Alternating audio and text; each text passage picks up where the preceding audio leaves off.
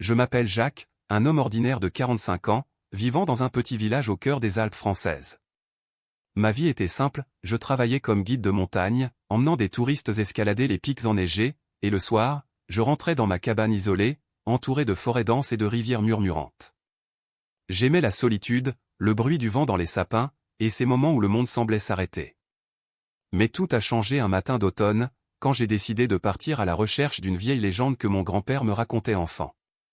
D'après lui, au XIXe siècle, un prospecteur italien avait caché un trésor d'or dans les grottes cachées de ces montagnes, fuyant les bandits après une découverte miraculeuse dans une mine abandonnée. Personne n'y croyait plus, mais moi, avec mon expérience des sentiers oubliés, je me suis lancé. J'ai pris mon sac à dos, une pioche usée, une lampe torche et un détecteur de métaux que j'avais acheté en solde. Le soleil se levait à peine quand je suis parti, suivant un chemin escarpé qui serpentait le long d'une rivière tumultueuse. L'air était frais, chargé d'odeurs de terre humide et de feuilles mortes. Après des heures de marche, j'ai repéré une faille dans la roche, un passage étroit que les cartes anciennes mentionnaient vaguement. Je me suis faufilé à l'intérieur, le cœur battant. La grotte était sombre, humide, et l'écho de mes pas résonnait comme un avertissement. Soudain, mon détecteur a bipé frénétiquement. En grattant le sol avec ma pioche, j'ai vu briller quelque chose, un éclat jaune, pur, sous la poussière. C'était de l'or. Des pépites de la taille d'un poing, et plus loin, un coffre rouillé rempli de lingots. J'en avais trouvé une bonne dizaine, assez pour changer ma vie. Mais au moment où je les ramassais, un bruit sourd a retenti, un éboulement. Des pierres ont commencé à tomber, bloquant partiellement l'entrée. Paniqué, j'ai fourré ce que je pouvais dans mon sac et couru vers une sortie secondaire que j'avais repérée sur une vieille carte. Dehors, le soleil était haut, et je haletais, couvert de boue et de sueur. Mais ma joie fut de courte durée. En descendant vers le village, j'ai aperçu deux hommes suspects près de ma cabane, des types en costume sombre, avec des accents étrangers, qui fouillaient mes affaires. Ils m'avaient suivi ? La nouvelle de ma découverte avait dû se répandre comme une traînée de poudre parmi les chasseurs de trésors locaux. J'ai caché mon sac sous un rocher et suis rentré discrètement, feignant l'ignorance. Ce soir-là, autour d'un feu de camp, j'ai compté mon butin, au moins 200 000 € en valeur, d'après mes estimations rapides. Mais je savais que ce n'était que le début. L'or attire les ennuis, et les miens venaient de commencer. Le lendemain, je me suis réveillé avec une lettre glissée sous ma porte, nous savons pour l'or. Rendez-vous au vieux moulin à minuit, où tout le village saura votre secret. Signé d'un symbole étrange, un serpent enroulé autour d'une pioche. Mon sang s'est glacé. Qui étaient ces gens? Des descendants des bandits de mon grand-père, peut-être? J'ai décidé de ne pas y aller seul. J'ai contacté mon vieil ami Pierre, un ancien gendarme à la retraite, robuste et loyal. Ensemble, nous avons planifié une embuscade. La nuit était noire, la lune cachée par les nuages, quand nous nous sommes approchés du moulin abandonné, nos lanternes tamisées. Soudain, des ombres ont surgi, 3 hommes armés de couteaux et de bâtons. Une bagarre a éclaté. Pierre a assommé l'un d'eux d'un coup de poing, tandis que je roulais au sol pour éviter un coup. J'ai attrapé une branche et frappé, mais ils étaient trop nombreux. L'un d'eux m'a plaqué contre le mur, son souffle rauque contre mon oreille, où est le reste? Il y en a plus, n'est-ce pas? J'ai menti, disant que c'était tout, mais il a ri. Heureusement, Pierre a crié pour alerter des passants du village, et les assaillants ont fui dans la forêt. Écorché et tremblant, j'ai compris que cet or n'était pas seulement une fortune, mais une malédiction qui me traquait. Les jours suivants furent un tourbillon de paranoïa. Je n'osais plus dormir profondément, guettant chaque craquement dans la nuit. Pierre m'a convaincu de déplacer l'or, nous l'avons enterré dans une clairière secrète, marquée seulement par un arbre tordu que je reconnaîtrais. Mais les ennuis ne s'arrêtaient pas là. Le village bruissait de rumeurs, des étrangers posaient des questions sur moi au café local. J'ai décidé de quitter les montagnes pour un temps, prétextant un voyage d'affaires. Destination, Paris, où je pourrais vendre une partie de l'or discrètement via un contact de Pierre, un joaillier honnête. Le train pour la capitale était bondé, et je serrais mon sac comme un trésor. À mi-chemin, dans un tunnel sombre, j'ai senti une main effleurer mon épaule. En me retournant, j'ai vu un homme au regard fuyant, tatoué d'un serpent sur le poignet le même symbole. Il a murmuré, « Montagne d'or, hein? On partage, ou on finit au fond d'un ravin. » Mon cœur s'est emballé. J'ai bondi du wagon à la prochaine gare, courant à travers les rues animées d'une banlieue parisienne. Derrière moi, des pas précipités. J'ai sauté dans un taxi, ordonnant au chauffeur d'accélérer vers le centre-ville. Mais en regardant par la vitre arrière, j'ai vu une moto noire nous suivre de près. La poursuite fut digne d'un film, virage serré, klaxon furieux, et moi criant des directions au chauffeur terrifié. Finalement, nous avons semé l'inconnu dans le trafic de la place de la Concorde. Épuisé, j'ai atterri à l'hôtel de Pierre, un établissement modeste près de la Seine. Là, j'ai rencontré le joaillier, un homme nommé Henri, aux lunettes épaisses et à la moustache grise. Il a examiné une pépite, pure, ancien. Ça vaut une fortune, mais vendez prudemment, l'or attire les falsificateurs et les voleurs. Il m'a remis 50 000 € en échange d'une petite partie, me conseillant de déclarer le reste légalement pour éviter les ennuis fiscaux. Mais le répit fut bref. Le lendemain matin, en sortant pour un café, j'ai été abordé par une femme élégante, aux cheveux roux et au sourire enjôleur. « Jacques, n'est-ce pas? J'ai entendu parler de votre chance. Je m'appelle Élise, et je représente un collectionneur privé intéressé par des artefacts historiques. » Ses yeux brillaient d'une lueur cupide. Comment savait-elle? Avait-elle été envoyée par les bandits? Je l'ai conduite poliment, mais elle a glissé une carte dans ma poche, appelez-moi si vous changez d'avis. L'or seul est lourd à porter. Intrigué et méfiant, j'ai fouillé la carte plus tard, un numéro anonyme et une adresse à Montmartre. Au lieu de l'appeler, j'ai décidé d'enquêter. Pierre m'a prêté une arme d'ancien gendarme, un vieux revolver chargé, et nous nous sommes rendus à l'adresse. C'était un atelier d'artistes délabré, rempli de toiles et d'objets étranges. Élise était là, entourée d'hommes musclés. Ils ont vu la arme et ont ri, le prospecteur armé. Vous êtes prévisible. Une nouvelle bagarre a éclaté. J'ai tiré en l'air pour les effrayer, Pierre a renversé une étagère, créant un chaos de peinture et de plâtre. Nous avons fui par une fenêtre, sautant sur les toits de Montmartre, courant jusqu'à la basilique du Sacré-Cœur où nous nous sommes cachés parmi les touristes. Essoufflés, nous avons ri nerveusement. Ces gens sont organisés, a dit Pierre.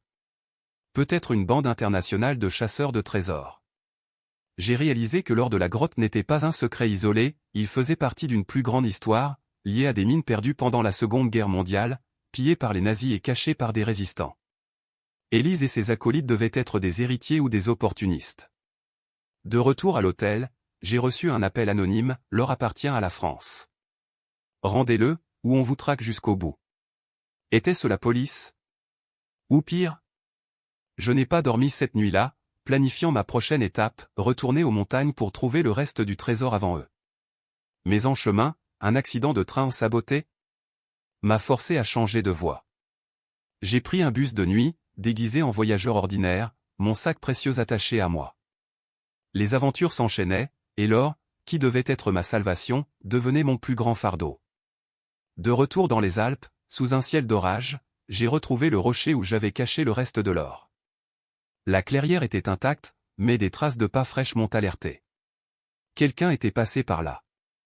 Avec Pierre, nous avons déterré le coffre et l'avons transporté dans une nouvelle cache, une caverne plus profonde près d'un lac alpin. Il faut vendre le tout et disparaître, a suggéré Pierre. Mais je refusais, cet or était mon héritage, et je voulais en savoir plus sur son origine.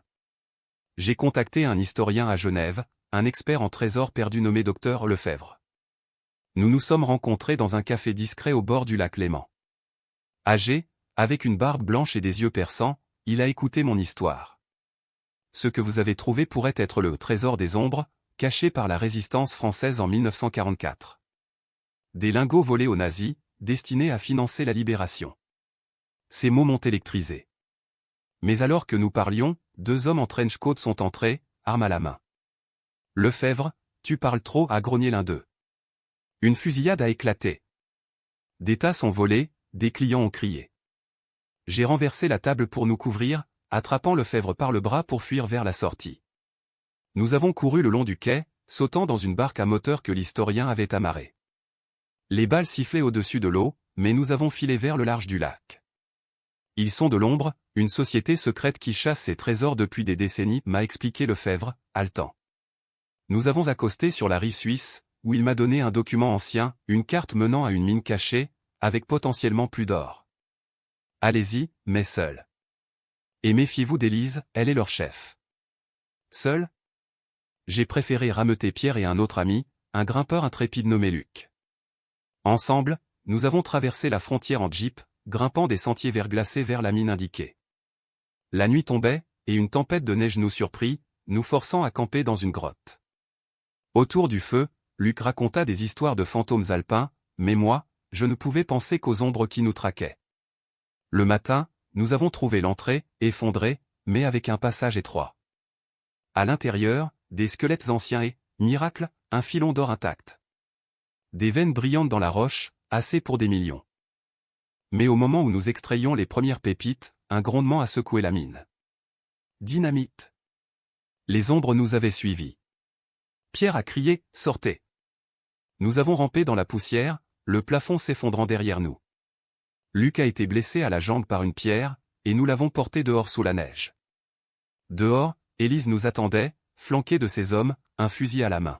« Donnez-moi la carte, Jacques. Cet or est à nous par droit de sang. » Son sourire était froid, mais ses yeux trahissaient une peur, elle savait que la police frontalière approchait, alertée par Lefebvre. Une négociation tendue s'ensuivit. J'ai bluffé, la moitié pour vous, et on partage le secret. Elle a hésité, puis accepté, mais au dernier moment, ses hommes ont essayé de nous doubler. Une lutte acharnée, coups de poing, neige qui vole, et Luc tirant avec mon revolver pour couvrir notre fuite. Nous avons roulé en bas de la pente en jeep, abandonnant un sac d'or comme appât. Les sirènes hurlaient au loin, la gendarmerie arrivait. Élise et sa bande ont fui, mais pas sans emporter une partie du butin. Blessé mais vivant, j'ai remis la carte et le reste à Lefebvre, qui l'a confié au gouvernement français comme artefact historique. En échange, une récompense légale, 300 000 €, net d'impôts. Pierre et Luc ont reçu leur part, et nous avons juré le silence. Mais l'aventure m'avait changé, l'or n'était plus une obsession, mais une leçon sur la cupidité humaine. Des mois plus tard, ma vie s'était apaisée. J'ai investi ma part dans une petite auberge au village, embauchant Pierre comme gérant et Luc comme guide. Les touristes affluaient, attirés par les légendes des montagnes, sans se douter que j'en étais le héros caché. Pourtant, les ombres n'avaient pas disparu. Un soir d'hiver, alors que la neige tombait doucement, Élise réapparut. Pas en ennemie, mais en fugitive. Elle frappa à ma porte, pâle et épuisée. « Jacques, ils m'ont trahi. La société veut ma tête, j'ai refusé de leur donner tout l'or. » Intriguée, je l'ai laissée entrer. Autour d'un vin chaud, elle raconta, fille d'un prospecteur descendant des bandits italiens, elle avait rejoint les ombres pour venger sa famille, mais découvert leur corruption au vol, meurtre, trafic international. Votre découverte a tout déclenché. Ils cherchent le filon entier pour le vendre au marché noir. Elle me supplia de l'aider à les arrêter. Contre mon gré, je contactai Lefebvre, et ensemble, nous tendîmes un piège. Nous avons simulé une nouvelle trouvaille d'or via une fausse carte, attirant les ombres dans une clairière isolée. La gendarmerie, en civil, nous couvrait. La nuit de l'embuscade, sous la pleine lune, 10 hommes armés arrivèrent. Élise fit le guet, moi et Pierre les attira dans un collet, corde tendue, piège de chasseurs. Les coups de feu éclatèrent, mais les forces de l'ordre intervinrent rapidement, arrêtant la plupart. Le chef, un vieil homme tatoué, hurla en se rendant, l'or des ombres ne s'arrêtera pas. Élise fut blanchie, devenant témoin clé.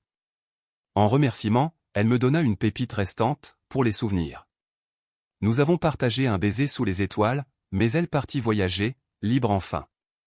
Moi, je restais dans mes montagnes, plus riche en expérience qu'en métal précieux.